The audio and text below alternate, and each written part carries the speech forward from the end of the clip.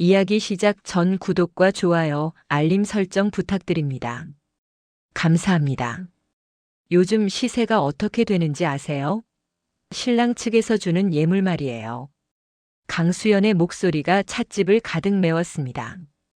홀로 아이를 키우셨는데 그렇게 많은 하객이 있을까 싶어서요. 제 얼굴이 화끈거렸습니다.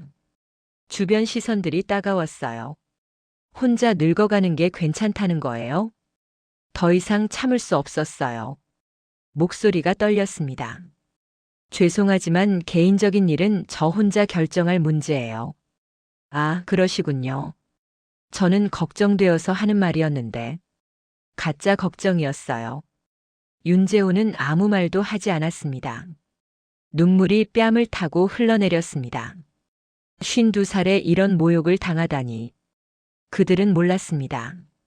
제가 찾고 있던 남편이 바로 눈앞에 앉아 있다는 것을. 안녕하세요. 저는 한미정입니다. 올해 52살이 되었고 서울에서 중견 유통회사를 운영하고 있어요. 직원이 150명 정도 되는 회사죠. 오늘은 제 외동딸 서연이의 웨딩드레스 리허설이 있는 날입니다. 강남의 유명한 웨딩쇼 피팅룸에서 저는 딸을 바라보고 있었어요. 순백의 드레스를 입은 서연이가 거울 앞에서 천천히 몸을 돌렸습니다. 레이스 장식이 정교하게 수놓인 드레스가 조명을 받아 반짝였죠. 어머니, 어떠세요? 서연이가 수줍게 물었습니다. 28살이 된 딸이지만 이런 때는 여전히 어린아이 같아 보였어요. 정말 예쁘다. 목이 메었습니다. 간신히 말을 꺾어냈어요. 눈시울이 뜨거워졌지만 울면 안 됐습니다. 딸의 행복한 순간을 눈물로 적시고 싶지 않았거든요. 베일은 이걸로 할까요? 웨딩 플래너가 긴 베일을 들어 보였습니다. 서연이의 머리에 살짝 얹어주자 완벽한 신부의 모습이 됐어요. 저는 가슴 깊숙이서 올라오는 감정을 억눌렀습니다. 23년 전 제가 입어봤던 드레스가 떠올랐거든요. 그때는 남편이 옆에 있었는데 지금은 저 혼자였습니다. 사진 한 장 찍을게요. 피팅숍 직원이 카메라를 들었어요. 저는 서연이 옆에 서서 미소를 지었습니다. 억지 미소였지만 최대한 자연스럽게 보이려고 했어요. 예비 신랑분은 언제 오시나요? 웨딩 플래너가 물었습니다. 지훈이는 오늘 부모님이랑 예식장 보러 갔어요. 서연이가 대답했습니다. 박지훈은 서연이의 예비 신랑이었어요. 31살의 성실한 청년이었습니다. 대학 교수인 부모님 밑에서 자란 모범생이었죠. 그럼 양가 상견례는 언제 하세요? 다음 주 일요일에 하기로 했어요. 지훈이 아버지께서 직접 오신다고 하셔서요. 제 가슴이 뛰었습니다. 상견례라는 게 언제나 부담스러웠거든요. 홀로 딸을 키운 엄마로서 예비 사위 가족들 앞에 서는 일이 쉽지 않았어요. 드레스 피팅이 끝나고 집으로 돌아왔습니다. 강남에서 한강을 건너 성북구에 있는 저희 집까지는 차로 30분 정도 걸렸어요. 15년 전에 산 아파트였습니다. 서연이가 고등학교에 들어갈 때 학군을 생각해서 이사 온 곳이었죠. 집에 들어서자 고요함이 저를 맞았습니다. 서연이는 지훈이와 데이트하러 나갔고 저는 혼자 남았어요. 익숙한 적막감이었습니다. 거실 한쪽 벽면에는 서연이의 성장 사진들이 걸려 있었어요. 돌잔치 사진부터 대학교 졸업식 사진까지 28년의 시간이 그곳에 담겨 있었습니다. 유독 눈에 띄는 건 아버지가 없는 사진들이었어요. 입학식, 졸업식, 생일 파티까지 모든 순간에 엄마인 저만 있었습니다. 서연이가 어릴 때는 아빠를 그리워했지만 점점 자라면서는 묻지 않게 됐어요. 이 아이만은 지켜냈다. 혼자 중얼거렸습니다. 23년 전 남편을 잃고 난 후 품었던 다짐이었어요. 어떤 일이 있어도 딸만은 제대로 키우겠다고 결심했었습니다. 쉽지 않았습니다. 작은 의류 매장에서 시작해서 지금의 유통회사까지 일궈내는데 많은 시간과 노력이 필요했어요. 서연이가 어릴 때는 베이비시터에게 맡기고 새벽부터 밤늦게까지 일했습니다. 서연이도 잘 따라줬어요. 엄마가 바쁘다는 걸 알아서인지 투정도 별로 부리지 않았습니다. 공부도 열심히 했고 말썽도 피우지 않았어요. 대학교는 경영학과에 진학했습니다. 나중에 엄마 회사를 도와주겠다고 했었죠. 하지만 졸업하고 나서는 다른 회사에 취직했어요. 독립하고 싶다고 했습니다. 그리고 지금은 결혼을 앞두고 있었어요. 제품을 완전히 떠나는 순간이 다가오고 있었습니다. 핸드폰이 울렸습니다. 서연이에게서 온 메시지였어요. 엄마, 지훈이 아버지 성함이 윤재호시래요. 혹시 아시는 분인가요? 제 손이 떨렸습니다. 윤재호라는 이름이 낯설지 않았거든요. 하지만 확신할 수는 없었어요. 모르는 것 같은데. 흔한 이름이니까. 그렇게 답장을 보냈습니다. 하지만 마음 한구석이 불편했어요. 저녁을 간단히 먹고 회사 업무를 보고 있는데 또 다른 메시지가 왔습니다. 엄마, 지훈이 아버지가 해외에서 오래 사셨대요. 24년 전에 해상 사고를 당하셔서 기억을 많이 잃으셨다고 해요. 메시지를 읽는 순간 제 세상이 흔들렸습니다. 24년 전 해상 사고라는 말에 온몸이 얼어붙었어요. 제 남편 윤도현도 24년 전에 해상 사고로 사망했거든요. 동남아시아 출장길에서 배가 침몰하는 사고를 당했었습니다. 시신도 찾지 못했어요. 우연의 일치일까요? 아니면 정말로. 그날 밤 잠이 오지 않았습니다. 침대에 누워서 천장을 바라보며 계속 생각했어요. 윤재호라는 이름, 24년 전의 해상사고, 기억 상실까지. 모든 게 제 남편의 이야기와 겹쳤습니다. 하지만 말이 안 됐어요. 남편이 살아있다면 왜 저를 찾아오지 않았을까요? 기억을 잃었다고 하더라도. 그렇게 오랫동안 연락이 없을 리가 없잖아요. 새벽이 되어서야 잠깐 잠들었습니다. 꿈속에서 남편이 나타났어요. 젊은 시절의 모습 그대로였습니다. 손을 뻗어 안아보려 했지만 사라져버렸어요. 다음 날 아침 서연이에게서 또 연락이 왔습니다. 엄마, 상견례 때 지훈이 아버지 사진 보여드릴게요. 정말 멋지신 분이래요. 제 가슴이 두근거렸습니다. 사진을 보면 확실해질 거라는 생각이 들었어요. 일주일이 남았습니다. 상견례까지 일주일. 그 시간이 영원처럼 느껴졌어요. 혹시나 하는 마음으로 옛날 앨범을 꺼냈습니다. 남편과 함께 찍은 사진들이 거기에 있었어요. 결혼식 사진, 신혼여행 사진, 서연이가 태어났을 때 사진까지.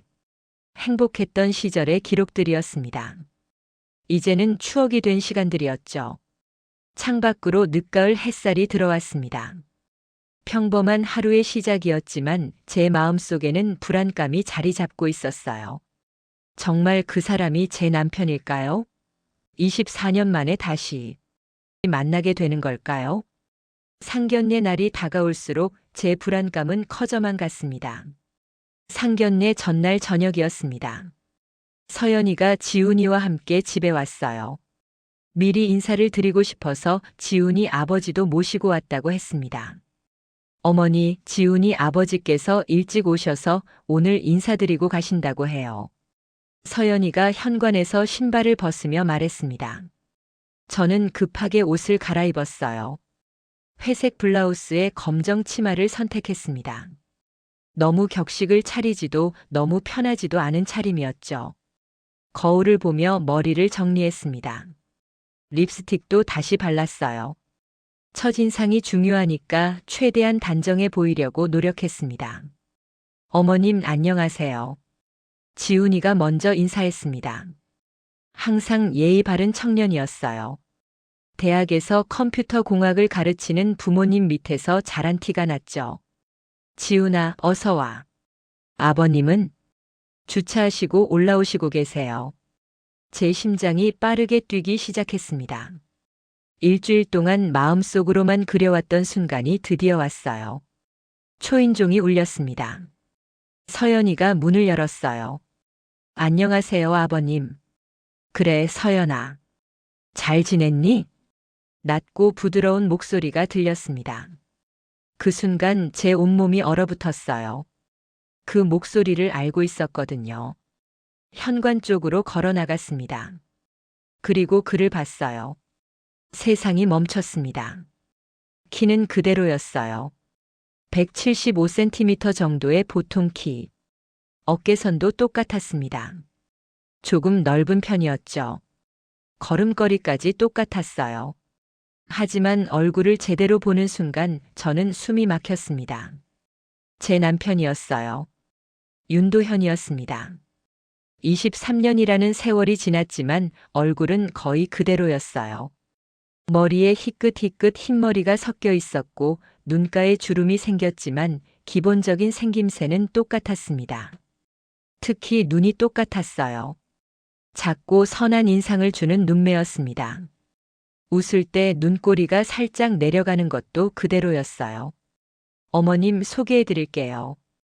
지훈이 아버지 윤재호님이세요.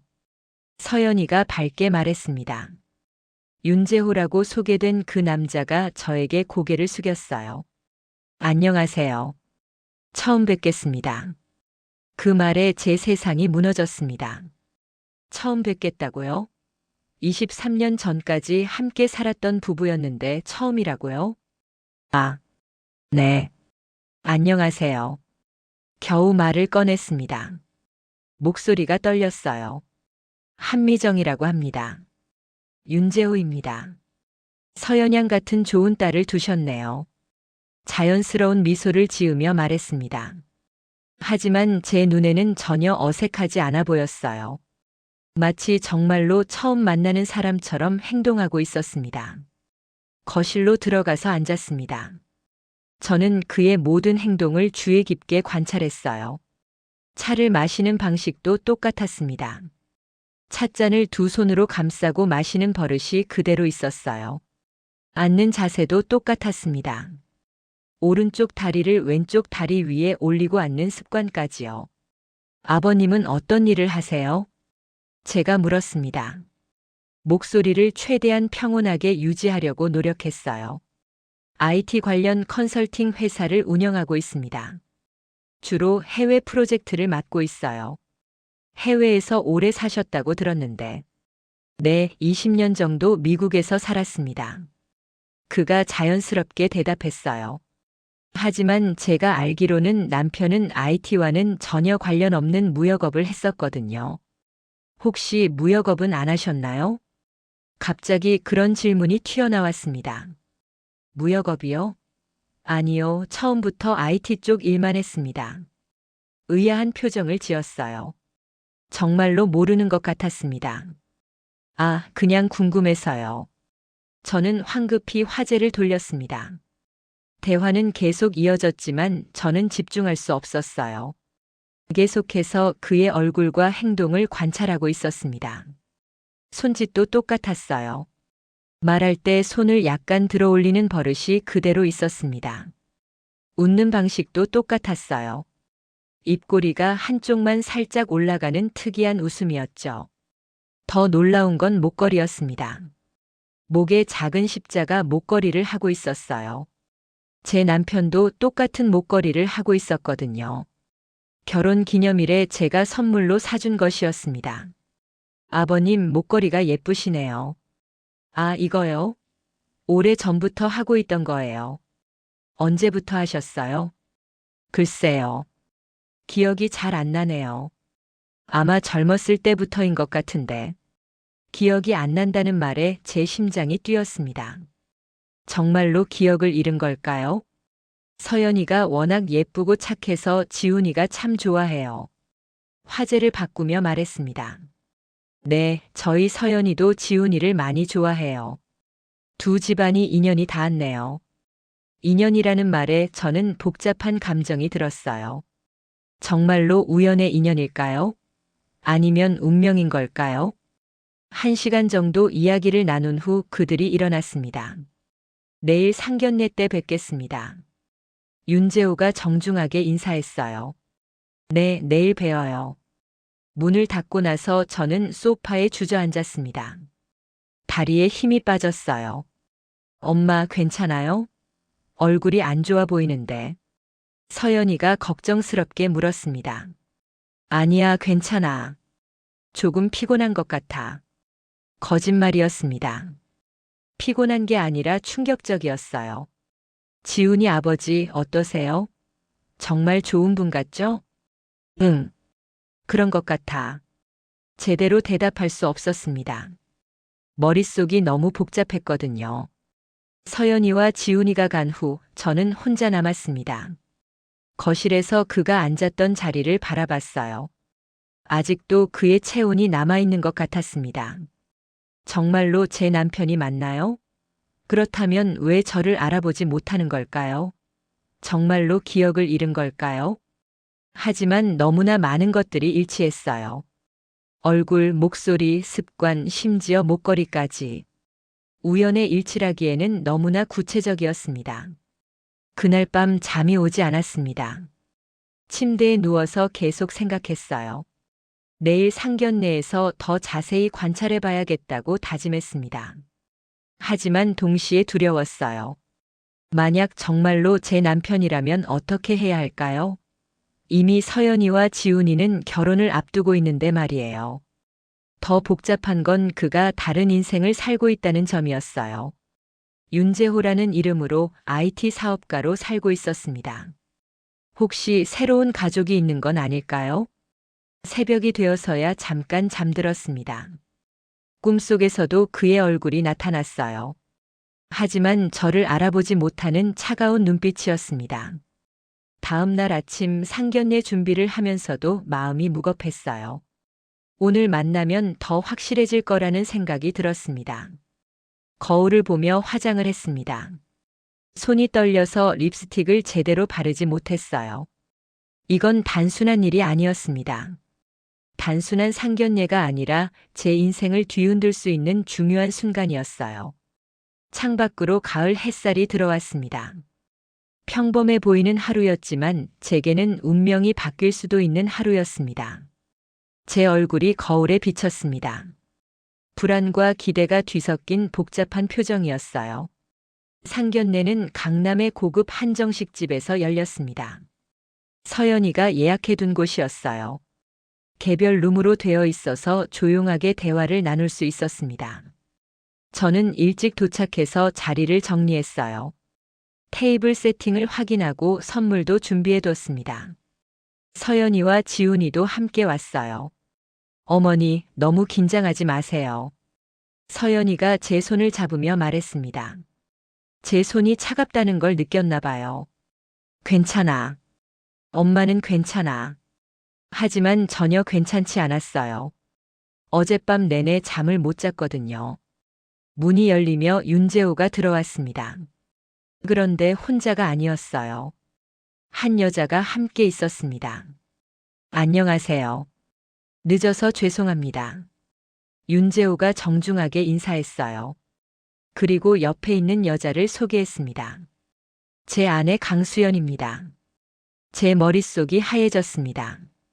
아내라고요? 재혼을 한 거였어요? 안녕하세요. 강수연이라고 합니다. 40대 중반으로 보이는 단정한 여성이었습니다. 키가 크고 말쑥한 인상이었어요. 명품 한복을 입고 있었습니다. 아, 네. 한미정입니다. 저는 어색하게 인사를 받았어요. 충격이 너무 커서 제대로 말이 나오지 않았습니다. 사돈어른 처음 뵙겠습니다. 강수연이 깍듯한 목소리로 말했어요. 하지만 눈빛이 차갑게 느껴졌습니다. 자리에 앉아서 식사가 시작됐습니다. 서연이와 지훈이가 중간에서 분위기를 띄우려고 노력했지만 어색함이 가시지 않았어요. 서연 양이 정말 예쁘네요. 지훈이가 좋은 신부를 만났어요. 강수연이 미소를 지으며 말했습니다. 하지만 어딘가 거리감이 느껴졌어요. 감사합니다. 지훈이도 참 좋은 청년이에요. 대화는 주로 결혼 준비에 관한 내용이었습니다. 예식장 문제, 신혼집 문제, 예단과 예물 문제까지요. 그런데 저는 계속해서 윤재호를 관찰하고 있었어요. 어제보다 더 자세히 보려고 했습니다. 젓가락 사용법도 똑같았어요. 제 남편은 젓가락을 조금 특이하게 잡았거든요. 검지와 중지 사이에 윗젓가락을 끼우는 방식이었는데 윤재호도 똑같이 잡고 있었습니다. 말하는 습관도 그대로였어요. 중요한 말을 할 때 턱을 살짝 들어 올리는 버릇이 있었는데 그것도 똑같았습니다. 혹시 부산에 가본 적 있으세요? 갑자기 질문이 튀어나왔습니다. 부산이요? 출장으로 몇 번 가본 적은 있는데 왜 그러시나요? 아, 그냥 억양이 살짝 부산 사투리 같아서요. 그래요? 저는 서울 사람인데. 의아한 표정을 지었어요. 하지만 분명히 가끔 부산 억양이 섞여 나왔습니다. 제 남편이 부산 출신이었거든요. 강수연이 날카로운 눈빛으로 저를 바라봤어요. 사돈어른은 어떤 일을 하세요? 유통업을 하고 있습니다. 아, 그래요. 힘든 일이겠네요. 겉으로는 정중했지만 속으로는 무시하는 것 같았어요. 식사가 끝나고 차를 마시며 본격적인 대화를 시작했습니다. 혼수는 어느 정도로 준비하실 건가요? 강수연이 직설적으로 물었습니다. 서연이와 상의해서 적당히 준비하려고 해요. 요즘 신혼집 값이 워낙 비싸니까 양가에서 반반씩 부담하는 게 좋을 것 같은데요. 돈 이야기가 나오자 분위기가 더 차가워졌어요. 그런 건 아이들이 알아서 하겠죠. 저는 최대한 중립적으로 대답했습니다. 그런데 혹시 서연양 아버지는 어떻게 되셨어요? 오늘 안 오시나요? 강수연이 뜬금없이 물었습니다. 서연이가 당황한 표정을 지었어요. 아버지는 돌아가셨어요. 아, 그래요? 언제 돌아가셨어요? 서연이가 어릴 때요. 아이고, 그럼 혼자서 아이를 키우셨구나. 힘드셨겠어요. 동정하는 척했지만 오히려 무시하는 느낌이었어요. 그때 윤재호가 갑자기 젓가락을 떨어뜨렸습니다. 손이 떨리고 있었어요. 여보, 괜찮아? 강수연이 걱정스럽게 물었습니다. 응, 괜찮아. 조금 피곤한 것 같아. 하지만 표정이 이상했어요. 마치 뭔가를 떠올리려고 애쓰는 것 같았습니다. 혹시 몸이 안 좋으세요? 제가 걱정스럽게 물었어요. 아니요, 괜찮습니다. 가끔 이런 일이 있어요. 강수연이 대신 대답했습니다. 남편이 예전에 사고를 당해서 가끔 두통이 와요. 무슨 사고요? 배 사고였어요. 기억도 많이 잃었고. 그 말에 제 심장이 쿵쾅거렸습니다. 배 사고라는 말에 온몸이 떨렸어요. 언제 당하신 사고예요? 23년 전이에요. 동남아 쪽에서 일하다가 더 이상 들을 수 없었어요. 모든 것이 일치했습니다. 시기도 장소도 모든 것이요. 실례지만 그때 실종된 줄 알았는데 어떻게. 미안하지만 개인적인 얘기는 하고 싶지 않아요. 강수연이 차갑게 말을 끊었습니다. 괜찮습니다. 죄송해요. 저는 황급히 사과했어요. 하지만 마음속으로는 확신이 들었습니다.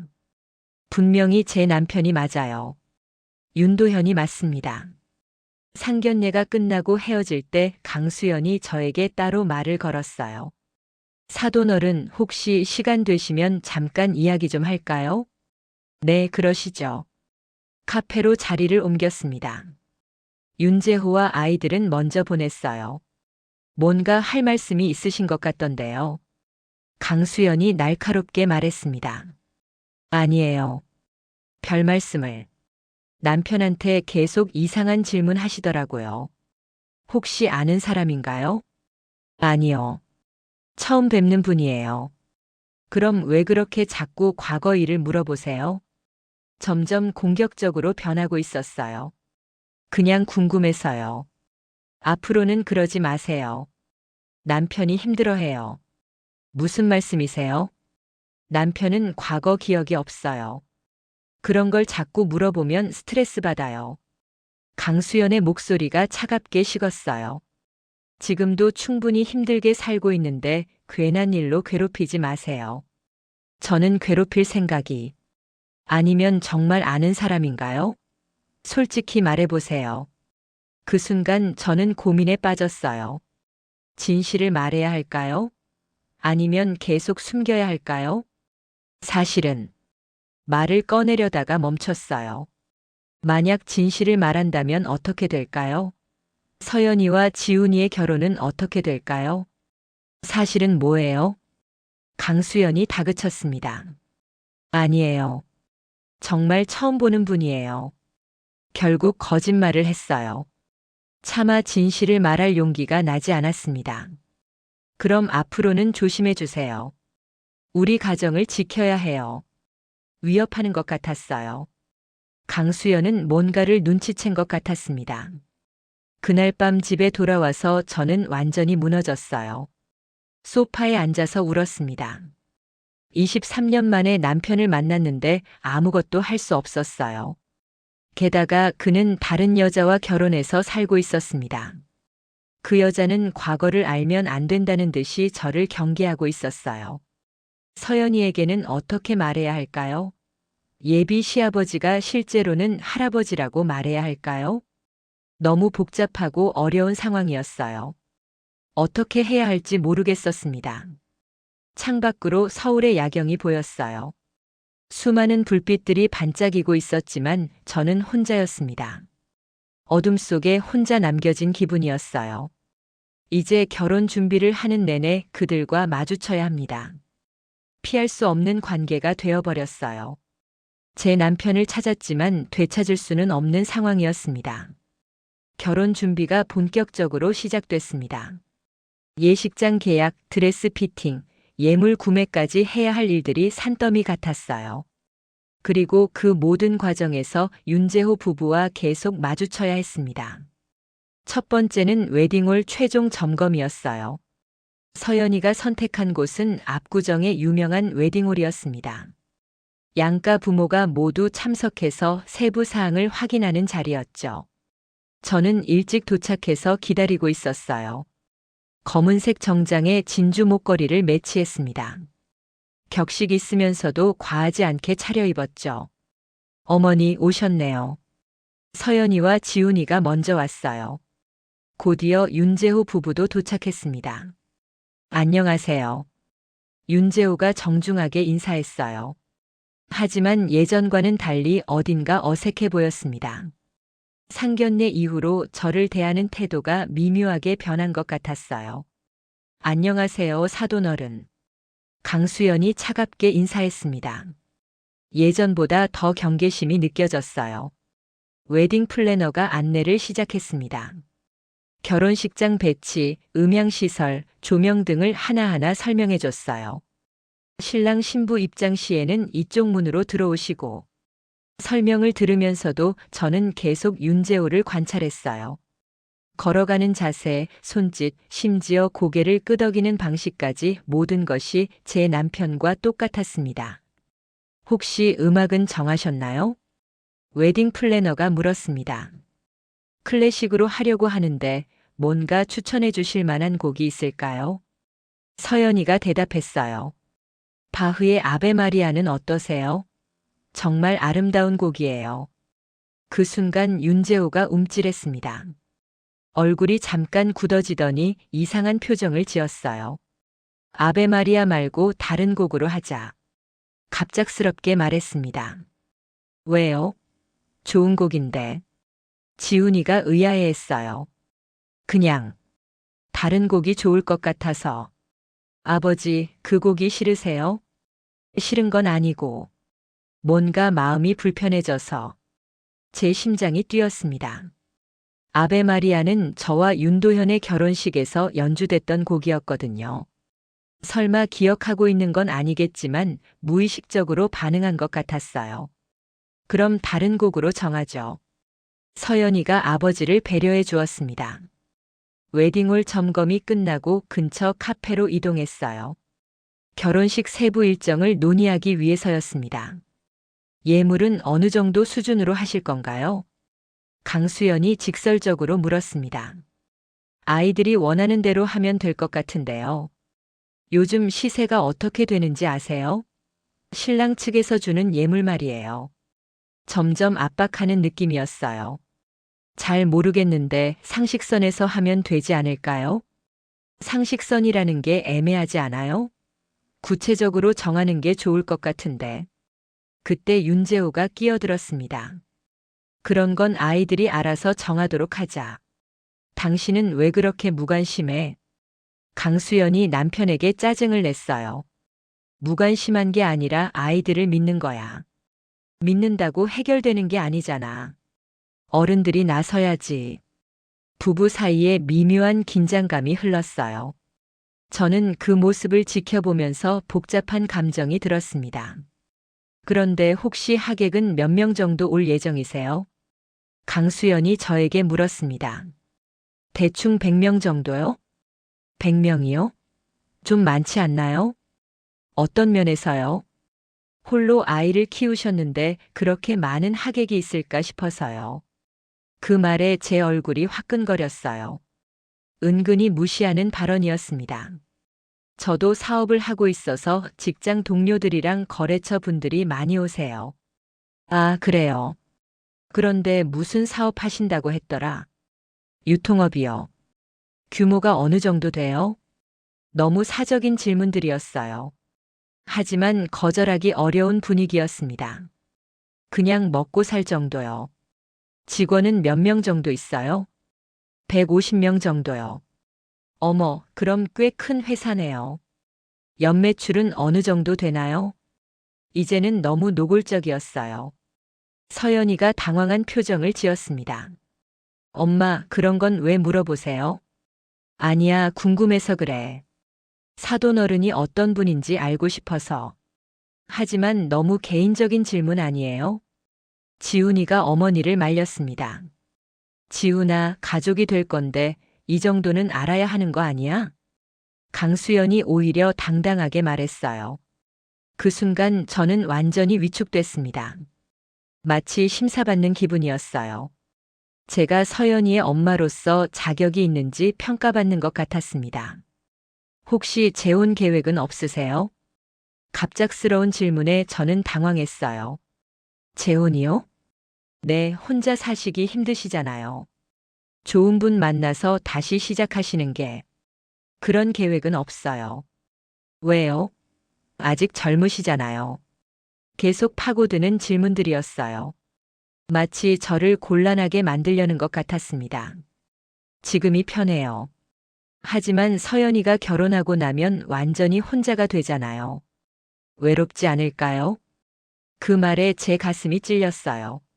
정확히 제가 두려워하는 부분이었거든요. 괜찮아요. 정말요? 혼자 늙어가는 게 괜찮다는 거예요? 더 이상 참을 수 없었어요. 너무 잔인한 말이었습니다. 죄송하지만 개인적인 일은 저 혼자 결정할 문제예요. 목소리가 떨렸어요. 아, 그러시군요. 저는 걱정되어서 하는 말이었는데, 가짜 걱정이었어요. 오히려 저를 무시하고 상처 주려는 의도가 느껴졌습니다. 윤재호는 아내의 말에 아무 반응도 보이지 않았어요. 마치 남의 일처럼 멀뚱멀뚱 바라보고 있었습니다. 아버지는 아무 말씀 안 하세요? 서연이가 윤재호에게 물었습니다. 뭐? 어머니가 엄마한테 너무 심한 말씀 하시는데 왜 가만히 계세요? 아, 그냥. 여자들끼리 이야기니까. 무책임한 대답이었어요. 제가 알던 윤도현이라면 절대 그런 식으로 반응하지 않았을 텐데요. 그때 강수연이 결정타를 날렸습니다. 그런데 혹시 서연이 아버지랑 비슷하게 생긴 남자를 보면 어떤 기분이 들어요? 무슨 말씀이세요? 예를 들어 우리 남편 같은 경우 말이에요. 혹시 서연이 아버지 생각이 나거나 하지 않아요? 제 얼굴이 창백해졌어요. 전곡을 찌르는 질문이었습니다. 별로. 그런 건 없어요. 정말요? 저는 좀 비슷하다는 생각이 들던데요. 전혀 안 비슷해요. 거짓말이었지만 어쩔 수 없었어요. 그래요? 그럼 다행이네요. 혹시나 해서 걱정했거든요. 무슨 걱정이요? 과거에 매달려서 현실을 제대로 못 보시는 건 아닌가 싶어서요. 그 말에 저는 완전히 무너졌어요. 눈물이 나올 것 같았습니다. 저는 과거에 매달리지 않아요. 그럼 좋네요. 앞으로도 그러셨으면 좋겠어요. 카페를 나올 때 저는 다리에 힘이 빠져 있었어요. 마치 모든 에너지가 소진된 기분이었습니다. 집에 돌아와서 저는 소파에 주저앉았어요. 그리고 울기 시작했습니다. 23년 동안 참아왔던 모든 감정이 터져 나왔어요. 왜 이런 일이 저에게 일어나는 걸까요? 남편을 찾았지만 되찾을 수 없고 오히려 모욕만 당하고 있었습니다. 더 견디기 어려운 건 윤재호의 태도였어요. 저를 보호해주기는커녕 아내의 모욕을 방관하고 있었습니다. 정말로 기억을 잃은 걸까요? 아니면 일부러 모른 척하는 걸까요? 그날 밤 저는 결심했어요. 더 이상 당하고만 있을 수는 없었습니다. 진실을 밝혀내겠다고 다짐했어요. 거울을 보니 제 눈빛이 달라져 있었어요. 더 이상 흔들리지 않는 단단한 의지가 보였습니다. 이제 정말로 싸움이 시작되는 거였어요. 그날 밤 저는 오래된 서랍을 열었습니다. 가장 깊숙한 곳에 숨겨둔 봉투가 있었어요. 23년 동안 한 번도 꺼내보지 않았던 것들이었습니다. 첫 번째는 사망신고서였어요. 노랗게 바랜 종이에 윤도현이라는 이름이 적혀 있었습니다. 사망 원인은 해상사고, 시신 미발견이라고 명시되어 있었죠. 두 번째는 보험금 지급 통지서였습니다. 당시로는 꽤 큰 금액이었어요. 그 돈으로 서연이를 키울 수 있었습니다. 세 번째는 병원에서 받은 임신 확인서였어요. 윤도현이 떠나기 일주일 전에 받은 것이었습니다. 서연이가 뱃속에 있다는 걸 확인한 날이었죠. 그때를 떠올렸습니다. 남편은 동남아시아 출장을 자주 다녔어요. 무역업을 하고 있었거든요. 베트남에 새로운 파트너를 만나러 간다고 했었습니다. 이번이 마지막이야. 이 계약만 성사시키면 안정될 거야. 공항으로 떠나면서 했던 말이었어요. 조심해서 다녀와. 응, 일주일이면 돌아올게. 그것이 마지막 대화였습니다. 처음 사흘 동안은 연락이 왔어요. 매일 밤 전화를 했습니다. 일이 잘 풀리고 있다고 곧 돌아가겠다고 했었죠. 네 번째 날부터 연락이 끊겼어요. 전화를 해도 받지 않았습니다. 현지 호텔에 연락해봐도 이미 체크아웃 했다고 했어요. 일주일이 지나도 소식이 없었습니다. 저는 불안하기 시작했어요. 임신 초기라서 몸도 좋지 않았거든요. 그때 경찰서에서 연락이 왔습니다. 한국 영사관에서 연락이 왔습니다. 남편분이 탄 배가 침몰 사고를 당했다고 하네요. 세상이 무너지는 기분이었어요. 시신은 찾았나요? 아직 수색 중이라고 합니다.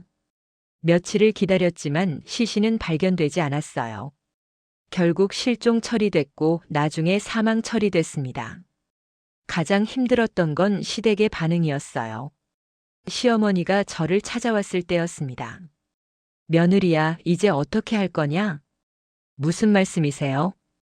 도현이가 죽었는데 계속 여기서 살 거냐? 냉정한 말투였어요. 아들을 잃은 슬픔보다는 며느리가 부담스럽다는 기색이 역력했습니다. 아직 확실하지 않잖아요. 시신도 못 찾았는데. 시신이 없어도 죽은 거야. 바다에 빠지면 살 수가 없어. 그래도 기다려 봐야죠. 언제까지 기다릴 거야? 평생? 그때 시어머니가 한 말이 지금도 귀에 서네요. 여자가 기다리면 바보 된다. 젊을 때 다시 시작해야지. 아이가 있어요. 뱃속에 아이가 있다고요. 그럼 더 빨리 결정해야지. 혼자 아이 키우는 게 쉬운 줄 아냐? 시댁에서는 제가 재혼하기를 바랐어요. 보험금도 받았으니 적당한 선에서 정리하라는 뜻이었습니다. 하지만 저는 포기할 수 없었어요. 남편이 돌아올 거라고 믿었거든요. 아니면 적어도 시신이라도 찾을 수 있을 거라고 생각했습니다. 한 달이 지나고 두 달이 지나고 반년이 지나도 소식이 없었어요. 저는 혼자 서연이를 낳았습니다. 병원에서 혼자 출산하는 게 얼마나 외로웠는지 몰라요.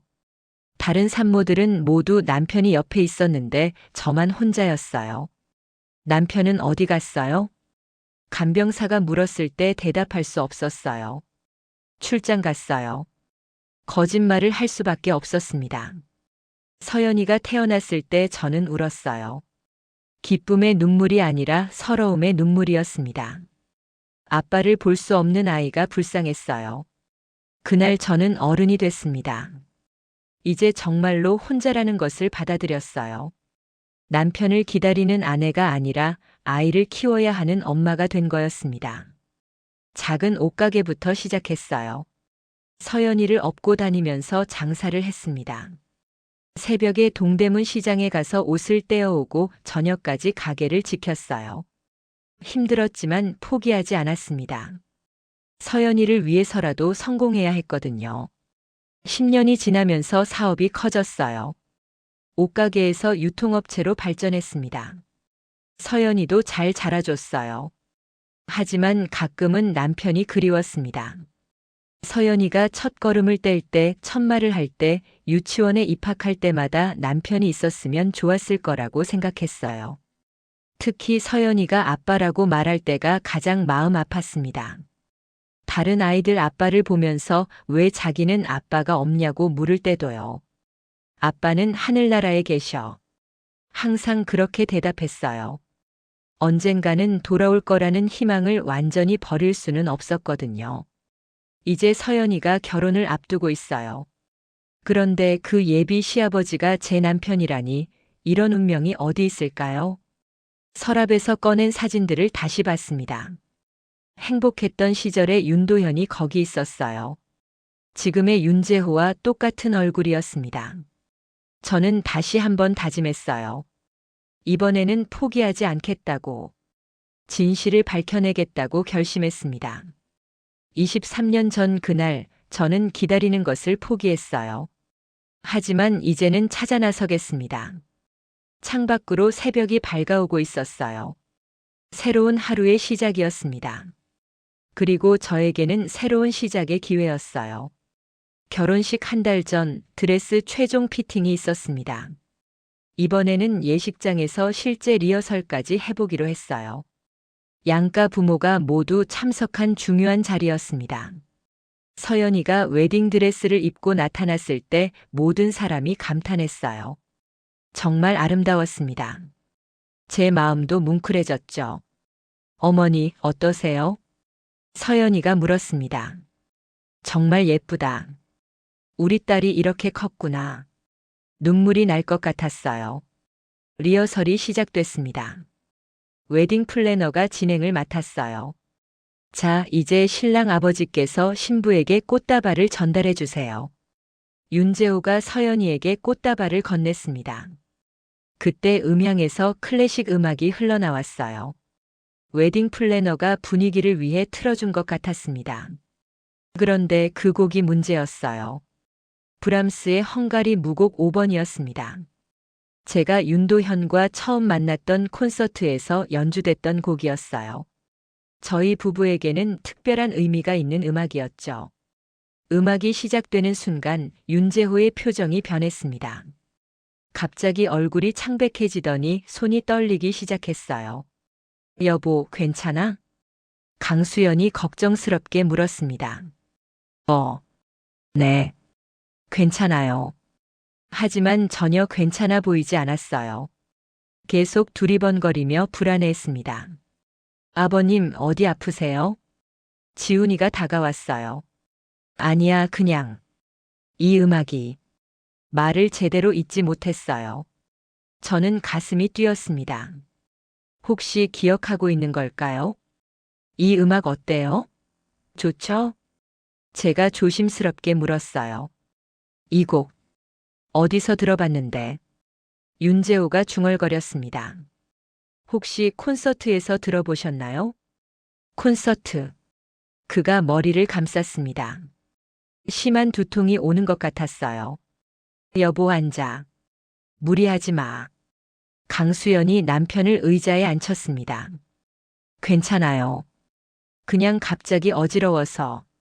하지만 계속 이상한 반응을 보였어요. 음악을 듣고 있으면서도 뭔가를 떠올리려고 애쓰는 것 같았습니다. 리허설이 계속됐습니다. 이번에는 신부 아버지가 신부와 함께 입장하는 순서였어요. 하지만 서연이에게는 아버지가 없으니 삼촌이 대신하기로 했었습니다. 그런데 웨딩 플래너가 실수를 했어요. 자, 이번에는 신부 아버지와 함께. 아, 죄송해요. 삼촌님께서 하시는 거죠? 네, 그렇습니다. 서연이가 씁쓸하게 대답했어요. 그 순간 저도 모르게 말이 나왔습니다. 도현이가 있었으면 좋았을 텐데.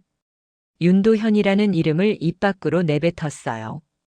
너무 자연스럽게 나온 말이었습니다. 그런데 윤재호가 갑자기 고개를 들었어요. 뭐라고 하셨어요? 아, 아무것도 아니에요. 황급히 부인했지만 이미 늦었어요. 도현이라고 하셨죠? 아니에요. 제가 실수한 것 같아요. 하지만 윤재호의 눈빛이 달라졌어요. 뭔가 강렬한 반응을 보이고 있었습니다. 그 이름. 왜 내가 부른 것 같지? 모든 사람이 조용해졌어요. 무슨 말씀이세요? 강수연이 당황하며 물었습니다. 모르겠어. 그런데 그 이름이 익숙해. 당신 이름은 재호야. 윤재호라고. 알아. 하지만 도현이라는 이름이. 윤재호가 머리를 감싸고 앉았어요. 더 심한 두통이 온 것 같았습니다. 여보, 병원에 가볼까? 아니야. 괜찮아. 하지만 계속 괴로워했어요. 저는 이 기회를 놓칠 수 없다고 생각했습니다. 혹시 그 이름이 정말 익숙하세요? 사돈어른, 지금은 남편이 아픈데. 강수연이 제지했지만 저는 계속했어요. 그냥 궁금해서요. 어떤 느낌인지. 글쎄. 마치 누군가 그렇게 부른 것 같은데. 누가요?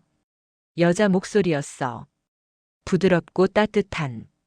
그 말에 제 심장이 멎을 뻔했어요. 분명히 제 목소리를 기억하고 있는 거였습니다. 혹시 얼굴도 기억나세요? 얼굴. 윤재호가 저를 바라봤어요. 그 순간 뭔가 스쳤는지 표정이 더 이상해졌습니다. 당신, 어디서 봤는지, 처음 뵌 거 아니에요? 그런데 왜 자꾸 익숙한 거지? 강수연이 불안해하기 시작했어요. 여보, 그만해. 스트레스 받으면 안 돼. 하지만 정말 이상해. 이 사람을 보면 마음이 아파와. 마음이 아프다고요? 제가 다가갔어요. 응. 왜인지 모르겠는데 슬퍼져. 왜 슬플까요? 모르겠어. 뭔가 미안한 기분이 들어. 그때 강수연이 끼어들었습니다. 그만해요. 남편을 괴롭히지 마세요. 괴롭히는 게 아니라. 뭐가 아니에요? 계속 이상한 질문만 하면서 강수연이 화를 냈어요. 혹시 무슨 속셈이 있는 거 아니에요? 무슨 속셈이요? 남편을 자꾸 이상하게 만들려고 하잖아요.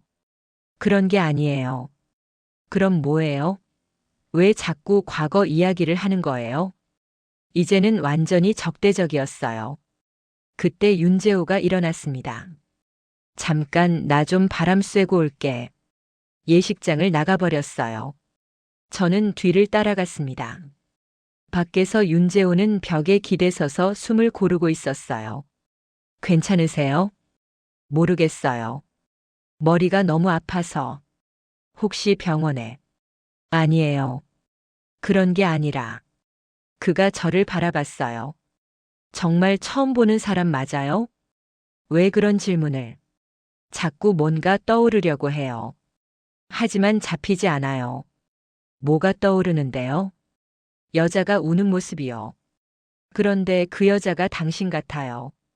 제 눈에 눈물이 맺혔어요. 왜 우는 거였을까요? 이별하는 것 같았어요. 공항에서. 정확했습니다.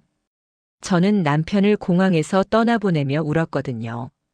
임신 사실을 말하지 못해서 더 서러웠었죠. 그런데 그게 꿈일까요? 실제였을까요? 어떻게 생각하세요? 모르겠어요. 하지만 너무 생생해요. 그때 강수연이 나타났습니다. 여보, 여기 있었구나. 수연아, 집에 가자. 오늘은 무리한 것 같아. 강수연이 남편을 데려가려고 했어요. 하지만 윤재호는 제 손을 잡았습니다. 혹시 정말 아는 사람인가요? 저는 대답하지 못했어요. 너무 복잡한 상황이었거든요. 강수연이 남편의 손을 뿌리쳤어요. 가자고 했잖아. 그리고 저에게 독한 눈빛을 보냈습니다. 앞으로 남편 근처에 오지 마세요. 무슨 말씀이세요? 당신이 뭔지 모르겠지만 우리 가정을 망치려고 하는 건 분명해요. 그런 게 아니에요. 그럼 뭐예요? 왜 남편이 당신만 보면 이상해지는 거예요? 강수연의 표정이 완전히 무너져 있었어요. 뭔가 눈치챈 것 같았습니다. 그들이 떠난 후 저는 혼자 남았어요. 하지만 이번에는 희망이 생겼습니다. 윤재호가 기억하기 시작한 거였어요. 비록 완전하지는 않지만 분명히 과거를 떠올리고 있었습니다. 이제 진실이 밝혀질 수도 있겠다는 생각이 들었어요. 리허설 이후 며칠 동안 조용했습니다. 윤재호 측에서는 아무런 연락이 없었어요. 아마 강수연이 남편을 단단히 관리하고 있는 것 같았습니다. 하지만 결혼식이 일주일 앞으로 다가오면서 마지막 점검 미팅이 필요했어요. 피할 수 없는 자리였습니다. 이번에는 조용한 찻집에서 만나기로 했어요. 서연이가 선택한 곳이었습니다. 인사동의 작은 전통 찻집이었죠. 저는 일찍 도착해서 기다리고 있었어요. 창밖으로 가을 햇살이 들어왔습니다. 단풍잎들이 바람에 흩날리고 있었어요. 서연이와 지훈이가 먼저 왔어요. 곧이어 윤재호 부부도 도착했습니다. 윤재호의 얼굴이 많이 상해 보였어요. 며칠 사이에 더 야윈 것 같았습니다. 눈가에는 다크서클이 짙게 깔려 있었죠. 안녕하세요. 정중하게 인사했지만 목소리에 힘이 없었어요. 강수연은 평소보다 더 경계심이 강해 보였습니다. 저를 볼 때마다 날카로운 눈빛을 보냈어요. 차를 주문하고 결혼식 마지막 점검을 시작했습니다. 하객수 확인, 식순 점검, 패백 준비까지 세세한 부분들을 정리해야 했어요. 패백은 전통 방식으로 하시는 거죠? 강수연이 물었습니다. 네, 그렇게 하려고 해요. 서연이가 대답했어요. 그럼 예비 신부가 시부모님께 절하는 거네요. 네. 그 말에 윤재호가 갑자기 불편해했어요. 뭔가 부담스러워하는 표정이었습니다. 꼭 그래야 하나? 여보, 무슨 소리야? 전통이잖아. 그래도 당신이 왜 그래? 요즘 계속 이상해. 강수연이 남편을 다그쳤어요. 그때 윤재호가 저를 바라봤습니다. 눈빛에 뭔가 호소하는 것 같은 느낌이 있었어요. 괜찮으세요? 제가 걱정스럽게 물었습니다. 네, 괜찮아요. 하지만 전혀 괜찮아 보이지 않았어요. 미팅이 끝나고 나서 윤재호가 조용히 저에게 말을 걸었어요. 잠시 이야기 좀 할 수 있을까요? 강수연이 화장실에 간 사이였습니다. 네. 우리는 찻집 한쪽 구석으로 자리를 옮겼어요. 사실 며칠 전부터 계속 꿈을 꿔요. 윤재호가 조심스럽게 말을 시작했습니다. 어떤 꿈이요? 여자가 나오는 꿈이에요. 그런데 그 여자가 당신 같아요. 제 심장이 뛰었습니다. 어떤 내용인가요? 병원에서 아이를 낳는 장면이에요. 혼자서 힘들어하고 있어요. 정확한 꿈이었어요. 저는 정말로 혼자서 서연이를 낳았거든요. 그리고 작은 아이를 키우는 장면도 나와요. 밤늦게 일하는 여자요. 계속 같은 여자가 나오나요? 네. 그런데 이상한 건 그 여자를 보면 마음이 아파요. 왜 아플까요? 미안한 기분이 들어서요. 뭔가 잘못한 것 같은. 윤재호의 목소리가 떨렸어요. 혹시 그 여자가 누구인지 알 것 같으세요? 모르겠어요. 하지만 중요한 사람인 것 같아요. 그때 강수연이 돌아왔습니다. 뭘 그렇게 심각하게 얘기해요? 아, 별거 아니야. 윤재호가 황급히 자리로 돌아갔어요. 하지만 강수연의 표정이 좋지 않았습니다. 뭔가 눈치챈 것 같았어요. 집에 돌아가면서 강수연이 저를 따로 불렀습니다. 사돈어른, 잠깐 이야기 좀 할까요? 다른 사람들은 먼저 보냈어요. 남편한테 뭘 그렇게 물어보시는 거예요? 직설적이었어요. 별거 아니에요. 별거 아니면 왜 남편이 그 이후로 계속 이상해져요? 이상하다는 게 뭔가요? 밤마다 잠꼬대하고 악몽 꾸고 계속 누군가를 찾아요. 강수연의 목소리가 떨렸어요. 그건 제가 어떻게 해? 당신 때문이에요. 분명히. 이제는 완전히 적대적이었습니다. 제발 우리 가정을 망치지 말아요. 저는 망치려는 게 아니에요. 그럼 뭐예요? 남편한테 왜 그렇게 집착해요? 집착이 아니라 뭐요? 강수연이 다가왔어요. 눈에 눈물이 맺혀 있었습니다. 남편은 제가 구했어요. 죽을 뻔한 걸 제가 살렸다고요. 무슨 말씀이세요? 23년 전 남편이 기억을 잃고 헤매고 있을 때 제가 돌봐줬어요. 충격적인 고백이었어요. 그때 남편은 자신이 누구인지도 몰랐어요. 아무런 기억이 없었어요. 그럼 제가 새로운 인생을 만들어준 거예요. 새로운 이름, 새로운 신분, 모든 걸요. 강수연이 울기 시작했어요. 그런데 이제 와서 과거를 들춰내려고 하면 어떡해요? 하지만 진실이 뭐가 중요해요? 지금이 더 중요하잖아요. 그래도 알 권리가. 무슨 권리요? 당신이 뭔데 우리 가정에 끼어들어요? 날카로운 말이었어요. 그때 윤재호가 나타났습니다. 우리 대화를 듣고 있었던 것 같았어요. 수연아, 그만해. 여보. 나도 알고 있어. 윤재호가 저를 바라봤습니다. 당신이 누구인지 대충 짐작이 가요. 제 눈에 눈물이 맺혔어요. 하지만 확실히 하고 싶지 않아요. 왜요? 지금이 더 편하니까요. 슬픈 미소를 지었어요. 과거를 되찾으면 지금 가족들이 힘들어질 거예요. 하지만 그냥 모른 척하고 싶어요. 그게 모두에게 좋을 것 같아서요. 윤재호가 아내의 손을 잡았습니다. 수연이도 지훈이도 서연이도 다 소중해요. 저는 고개를 끄덕였어요.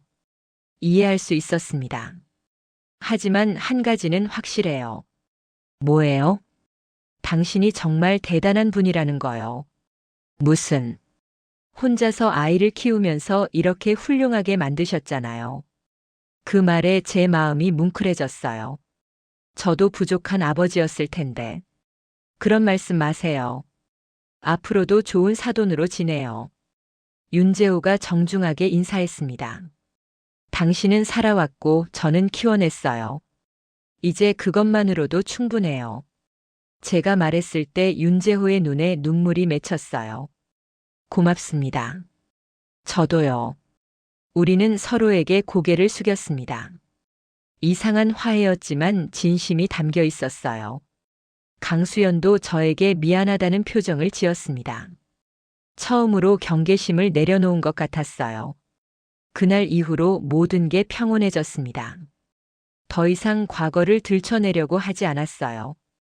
대신 현재에 집중하기로 했습니다. 결혼식 준비도 순조롭게 마무리됐어요.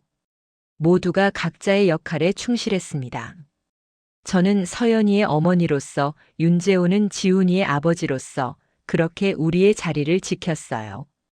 진실을 말하지 않는다고 해서 거짓은 아니었습니다.